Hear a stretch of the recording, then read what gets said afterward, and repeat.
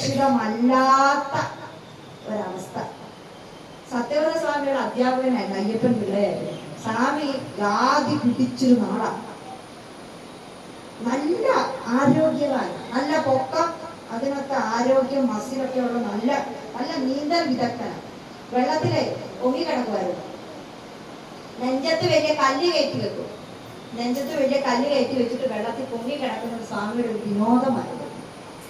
നല്ല പിന്നെ അടിയും വീട്ടിയൊക്കെ നല്ല എന്നാ പറയണ്ടായിരുന്നു, കളരിയോ ഇതൊക്കെ പഠിച്ച ആളാണ് അയ്യപ്പൻ പിള്ള.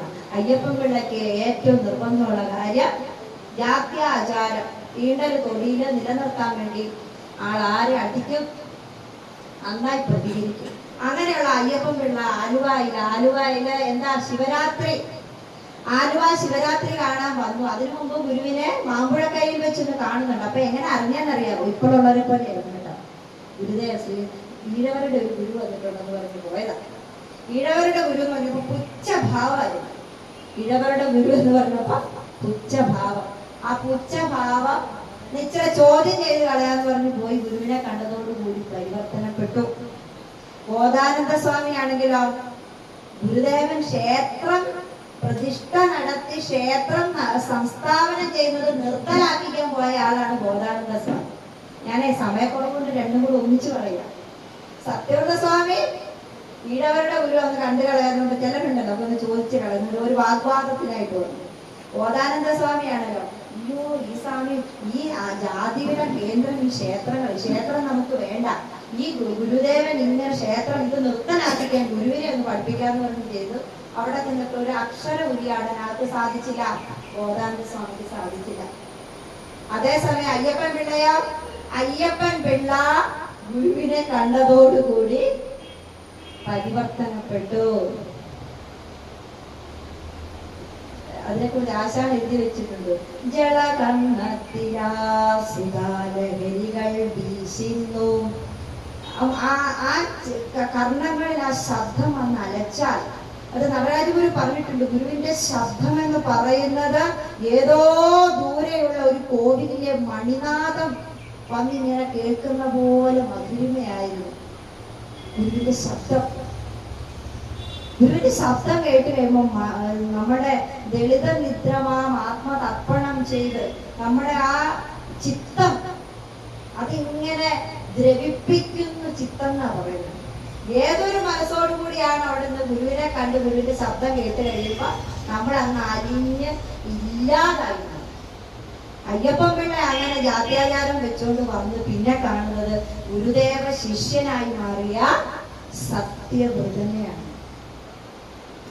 പിന്നീട് ഗുരുദേവൻ തന്നെ പറഞ്ഞു, ബുദ്ധനെയും അതിശയിക്കുന്നുവല്ലോ. ജാതി ഇല്ലായ്മയിൽ ഒരു കാലത്ത് ജാതി സ്ഥാപിക്കാൻ അടിയും കൊലയും വരെ ചെയ്തിരുന്ന, അടിക്കാനും കൊല്ലാനും പോലും മടിയില്ലാതിരുന്ന അയ്യപ്പൻ പിള്ള ശ്രീനാരായണ ഗുരുദേവന്റെ ആ ദിവ്യമായ ദൃഷ്ടി ഒന്ന് പതിഞ്ഞതോടുകൂടി ഗുരുദേവ ശിഷ്യനായി മാറി. ഗുരുവിന്റെ ഒരു ജാതി, ഒരു മതം, ഒരു ദൈവം, മനുഷ്യന് എന്നുള്ള തത്വദർശനത്തിന്റെ മൂർത്ത രൂപമായി ജാതി ഇല്ലേ ഇല്ല, മനുഷ്യനൊരു ജാതി, മനുഷ്യനൊരു ജാതി, മനുഷ്യനൊരു ജാതി എന്നുള്ള നിലയിലേക്ക്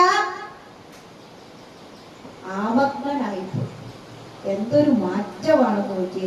ദോശ എടുത്ത് തിരിച്ചിടുന്ന പോലെ ആയിപ്പോയി. തിരിച്ച് തല കറങ്ങി തിരിച്ചു വീണു. ഗുരുദേവൻ പറഞ്ഞത് നമുക്ക് പോലും അത്ര ജാതി പോയിട്ടില്ല. സത്യവ്രതനെ നോക്കൂ, ബുദ്ധനെയും അതിശയിക്കുന്നു. ബുദ്ധന് പോലും ഇല്ലാത്ത ജാതിയില്ലായ്മ ആർക്കുണ്ട്? സത്യവ്രത സ്വാമിക്കുണ്ട്. ആ സത്യവ്രത സ്വാമി നല്ലൊരു പ്രഭാഷകനായിരുന്നു, വാഗ്മിയായിരുന്നു. ഇങ്ങനെ ഒരു മേശപ്പുറത്തോട്ട് കയറ്റി അങ്ങ് നിർത്തിയാൽ മണിക്കൂറുകൾ നീണ്ട പ്രസംഗങ്ങൾ നടത്തും. സത്യവ്രത സ്വാമികള് ഇങ്ങനെ പ്രസംഗിക്കുമായിരുന്നു. ഇങ്ങനെ കൈയെടുത്ത് ഉയർത്തി പിടിച്ചിട്ട് പറയും, ഈ കൈ കൊണ്ടാണ് ഞാൻ പണ്ട് ജാത്യാചാരങ്ങൾ പാലിക്കാൻ അടിച്ചിരുന്നത്. ഇപ്പോൾ ഈ കൈ കൊണ്ട് അവരുടെ അമേദ്യം കോരുവാൻ പോലും നമുക്ക് മടിയില്ല എന്ന് ഓരോ പ്രസംഗത്തിനും പറയുമായിരുന്നു. അത്രയേറെ പരിവർത്തനപ്പെട്ടു. അതാണ് ശ്രീനാരായണ ഗുരുദേവൻ. ഞാൻ ലണ്ടനിൽ പോയി ലണ്ടനിൽ ചെന്നപ്പോ എന്റെ മനസ്സിലുണ്ടായ ചിന്ത,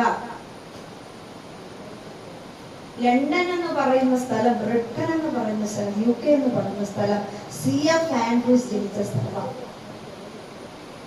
ശ്രീനാരായണ ഗുരുദേവന്റെ ദർശിക്കുവാൻ ടാഗോറിനോടൊപ്പം വന്ന് ഒറ്റ നോട്ടത്തിൽ പറഞ്ഞു, ദൈവത്തെ മനുഷ്യ രൂപത്തിൽ കണ്ടു. പക്ഷെ ഇന്ന് നമ്മുടെ ആൾക്കാർക്ക് ദൈവമായിട്ട് കാണാൻ പറ്റുന്നുണ്ടോ? ഒറ്റ നോട്ടം കൊണ്ട് CF ആൻഡ്രൂസിന് എന്നാ തോന്നിയത്? ദൈവമായിട്ടേ തോന്നിയുള്ളൂ. ഈ നമ്മുടെ കാഴ്ചയുടെ കുഴപ്പം, നമ്മൾ ഇതുപോലെ ഒരു കണ്ണാടി വെക്കണം കാഴ്ച കിട്ടാൻ. ആ കണ്ണാടിയാണ് പഠനം. ആ കണ്ണാടിയാണ് പഠനം, സാധന, പ്രാർത്ഥന. ഇവയിലൂടെ നമ്മുടെ ഉള്ളിലെ അന്ധകാരം, ഇരുട്ട്, അജ്ഞത ഇല്ലാതായി വരുമ്പോൾ ഗുരുവിന്റെ സ്വരൂപം നമ്മുടെ ഉള്ളിൽ തെളിഞ്ഞു തെളിഞ്ഞു വരുമ്പോഴേ ഗുരുവിന്റെ ഈശ്വരീയതയെ നമുക്ക് അറിയാനും അനുഭവിക്കാനും സാധിക്കും. അങ്ങനെയുള്ള ഒരു വേളയാണിത്. ഞാനിപ്പോ എല്ലാ ദിവസവും ഇങ്ങനെ പോയി ഓരോ നാട്ടിൽ പോയി നിങ്ങളെ പോലെ ഓരോരുത്തരുടെ മുന്നിൽ ഗുരുദേവനെ കുറിച്ച്, ശിഷ്യന്മാരെ കുറിച്ച് ഇങ്ങനെ പറഞ്ഞു പൊയ്ക്കൊണ്ടിരിക്കുകയാണ്. നാളെ ഒന്നിലേറെ പ്രഭാഷണങ്ങളുള്ള ദിവസമാണ്. ഇന്നും രാവിലെ ഒരു പ്രഭാഷണം ഉണ്ടായിരുന്നു. അത് ഞാൻ പറഞ്ഞില്ല, വേറൊരു ഇതായിരുന്നു. ഒരു എന്നെ കാലക്കുട്ടി വിളിച്ചിരുന്നതാണ്. അപ്പോൾ ശ്രീനാരായണ ഗുരുദേവന്റെ ഓരോ നിമിഷവും നമ്മൾ ജീവിക്കുമ്പോൾ എൻ്റെ ജീവിതം ഇങ്ങനായത്. ഞാൻ ഇന്ന് അന്നം കഴിച്ച് ജീവിക്കുന്നത്, എൻ്റെ ജീവിതത്തിൽ ഇന്ന് വരുമാന മാർഗമായത്, ഞാൻ ഈ നിലയിൽ ജീവിക്കുന്നത്, അതിന് ഒരു ക്ഷേത്രത്തിൽ പോയി ഞാനിന്ന് ഇതിനുള്ള അവസ്ഥ ഉണ്ടായത്, എല്ലാ വിധത്തിലും നമ്മൾ ജീവിക്കുന്ന ഓരോ തലങ്ങളും ഗുരുവിന്റെ ആ അനുഗ്രഹം കൊണ്ട്, ഗുരുവിന്റെ ജീവിതം കൊണ്ട്, ആധ്യാത്മിക, ഗുരുദേവൻ ഒരിക്കലും ഭൗതികമായ കാര്യങ്ങൾ മാത്രമല്ല തന്നത്, ഗുരുവിന്റെ ആധ്യാത്മിക തലമാണ് നമുക്ക് ഇതുപോലെ വൈദികരുണ്ടായതും ക്ഷേത്രങ്ങളുണ്ടായതും ക്ഷേത്രാരാധന ചെയ്യാനും പ്രാർത്ഥിക്കാനും. അതുപോലെ നമുക്ക് നൽകിയിരിക്കുന്ന മന്ത്രങ്ങളൊക്കെ എത്ര സാരവത്തായ തലത്തിലാണ് നമ്മളുടെ ഈ വിവാഹമാണെങ്കിലും അപരക്രിയാണെങ്കിലും നടത്തപ്പെടുന്നില്ല. ശാന്തി സാമ്പ എന്റെ ഗുരുനാഥൻ ഒരിക്കൽ പറഞ്ഞിട്ടുണ്ട്, ഏതോ ഒരു മരണസ്ഥലത്ത് പോയിരുന്നപ്പം ഒരു ബ്രാഹ്മണൻ വന്ന് നോക്കിയിരുന്നു നമ്മളുടെ ശാന്തിക്കാര് വന്ന് ചെയ്യുന്നത്. എന്നിട്ട് സാമിപ്പയോട് ചോദിച്ചു, നമുക്ക് പോലും ഇത്ര നല്ല മന്ത്രമൊന്നുമില്ല, നിങ്ങൾക്ക് അഭിമാനം കൊള്ളണം, ഞങ്ങൾക്ക് പോലും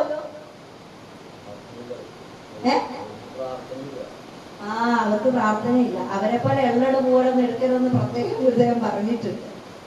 നമ്മൾ എത്ര ഭാഗ്യവാന്മാരാണ്.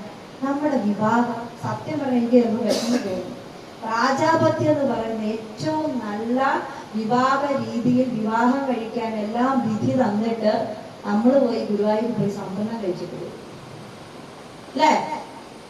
ഗുരുവായൂർ പോയി സമ്പന്നം കഴിക്കാൻ പോകും. ഇവിടുന്ന് നാശം അടക്കി അവിടെ ഒന്നാമത് 100-400 കല്യാണം ഉണ്ട്. അതിന്റെ ഇടയ്ക്ക് എവിടെയാ മുഹൂർത്തം, എന്താ മുഹൂർത്തം, ചെറുക്കനാരോ പെണ്ണാരോ, കറക്റ്റ് ചെറുക്കനെയാണോ പെണ്ണിനെയാണോ കെട്ടിയെന്ന് പോലും അറിയത്തില്ല, ബന്ധുക്കളാരോ ബന്ധുക്കൾ കൂടെ ഉണ്ടോ ഒന്നും അറിയില്ല, എവിടെയാണോ ഓഡിറ്റോറിയം ഒന്നും അറിയത്തില്ല. ഇനി കല്യാണം കഴിഞ്ഞ് ചെന്നാലും കുഴപ്പമൊന്നുമില്ല, ഏതെങ്കിലും ഒരു കല്യാണം കൂടാനുള്ള സാഹചര്യമൊക്കെ ഉള്ള അവിടെ പോയി നമ്മൾ സമ്പന്നം കഴിച്ചിട്ടുള്ളൂ. നമുക്ക് അതിനുള്ള നമ്മൾ അറിയേണ്ടത് അറിഞ്ഞാൽ ഇങ്ങനെയൊന്നും പോകത്തില്ല. ശിവഗിരി ചെന്ന് നിങ്ങൾ നല്ല പ്രാജാപത്യ രീതിയിലൊന്ന് കല്യാണം കഴിക്കണം.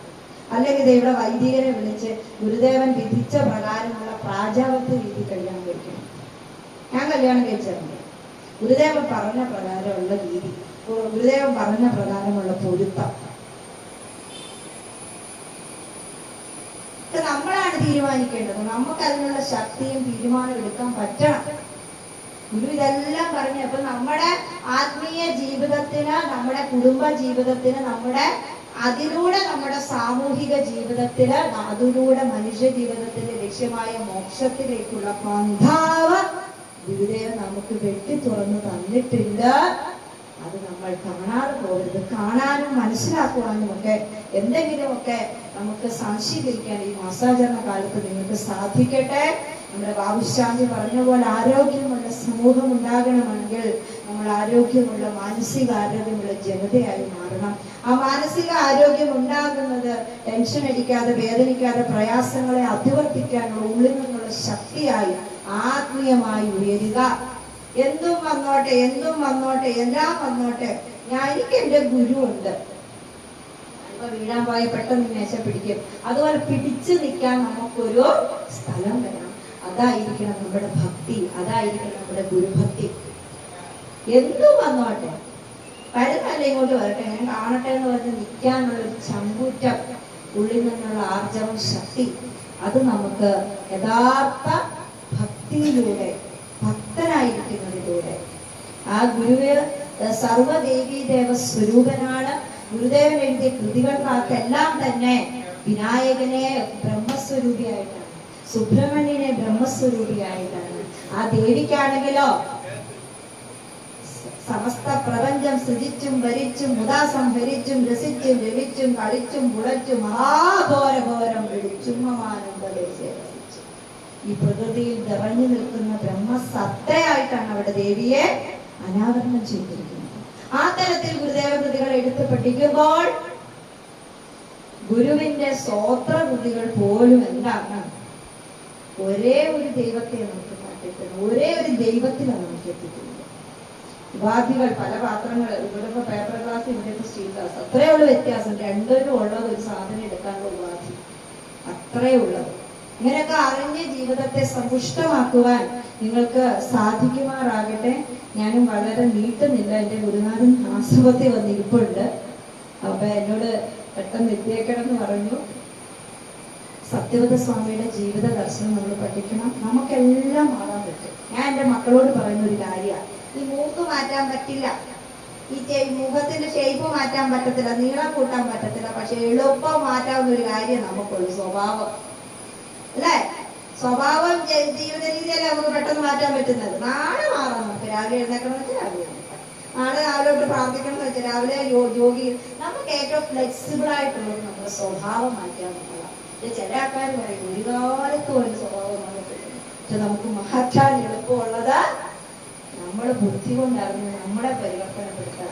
നമ്മൾ സ്വയം ആത്മപരിശോധന ചെയ്തുകൊണ്ട് നമ്മൾ വേണം നമ്മൾ അപ്പുറത്തെ ആളെന്നാ ചെയ്യുന്നു, ഇപ്പുറത്തെ ആളെന്നാ ചെയ്യുന്നു, അവൻ എന്നാ ചെയ്യുന്നു, ഇതിനൊക്കെ അങ്ങോട്ടും ഇങ്ങോട്ടും കണ്ണു വെക്കരുത്. കണ്ണുകളെല്ലാം ഉള്ളിലേക്ക് വെക്കുക, അവനവനെ തന്നെ പരിവർത്തനപ്പെടുത്തുക. ഇന്നലത്തെ എൻ്റെ ജീവിതത്തെക്കാളും എനിക്ക് നാളെ മികച്ചതാകണം, കൂടുതൽ പഠിക്കണം, വളരണം, സന്തോഷമായിട്ടിരിക്കണം, ശാന്തിയായിട്ടിരിക്കണം. ഗുരുദേവൻ പറഞ്ഞ എല്ലാവരും കാക്ഷിക്കുന്ന സുഖത്തെയാണ് ചിരമായ സുഖം, ശാശ്വതമായ സുഖം, നിത്യം പാടണം സുഖം. ആ നിത്യാനന്ദ പ്രാപ്തിയാണ് നമ്മുടെ ലക്ഷ്യം. ആ ആനന്ദത്തിൽ ആരാൽ ജീവിക്കാൻ സാധിക്കുന്നതാണ് നമ്മളുടെ മോക്ഷം എന്നറിഞ്ഞുകൊണ്ട് അതിനായിട്ട് ഗുരുദേവൻ നൽകിയ ആ വഴിയിലൂടെ സഞ്ചരിക്കുവാനും ഗുരുവിനെ പരമഗുരുവായി പരമ ദൈവതമായി കണ്ട് ഭജിച്ച് പ്രാർത്ഥിച്ച് അറിവ് സ്വീകരിച്ചു പോകുവാനും ഇത് കേട്ടിരിക്കുന്ന എല്ലാവർക്കും സാധിക്കുമാറാകട്ടെ എന്ന് പ്രാർത്ഥിച്ചുകൊണ്ട് എന്റെ ചെറിയ വാക്കുകൾ ഇവിടെ നിർത്തുകയാണ്. നന്ദി, നമസ്കാരം.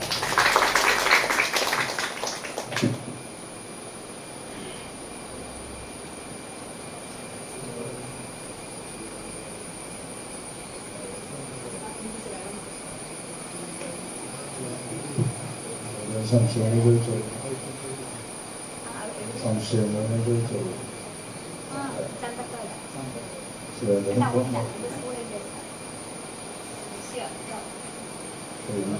പറഞ്ഞ കാര്യങ്ങളല്ലേ? എന്ത് സംശയം വേണേ ചോദിച്ചു. ഇതിനെ സംബന്ധിച്ച് എനിക്കറിയാവുന്ന എന്റെ ബുദ്ധിയുടെ പരിധിയിൽ നിൽക്കുന്ന എന്റെ അറിവിന്റെ പരിധിയിലാണ് സംശയം.